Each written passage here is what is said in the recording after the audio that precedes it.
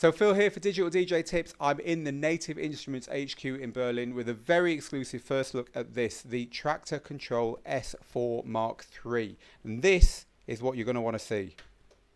It now has motorized jog wheels. Not only motorized jog wheels, but these are smooth. These feel like, I don't know, like a Japanese monorail or a Tesla feature. There's something very sophisticated about the way these work. They're silent and there's nothing mechanical feeling about this. It feels like a jog wheel on a normal controller, if you like, but motorized. You really have to feel it to understand the difference between this and other motorized jogs that are out there. It's very intriguing and a lot of fun to touch and play with. Of course, we've got this moving rim as well here, which is RGB, so this can do all kinds of things. At the moment it's showing us the movement of the track. Now another thing I want to point out is that it's called a haptic drive. What does this mean? Well, it means that, for instance, when you set a cue point, when you move back to the cue point, you get a feel for it. So now your first beat, you don't even have to hear it, you don't even have to see it on the waveform, you can actually feel where it is. Again, you need to feel it to understand what they've done here, but it's really, really interesting. So, you know, jog wheels are back on NI gear with a vengeance with this.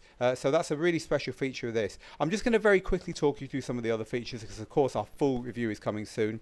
We have the kind of effects section here, which you're now used to on Pro Club mixers. You can turn effects on here and affect them with these big knobs, including filter. So this is really nice to see. Traktor effects, but kind of very simple and very easy to access. But also above each of our decks we have the old-fashioned style full flavor effects, if you like, as well. So that's a good thing to see. You've got that choice there now. Now the metering is now separate here all the way up and very, very fine. So we've got fine metering per channel and very fine metering here as well.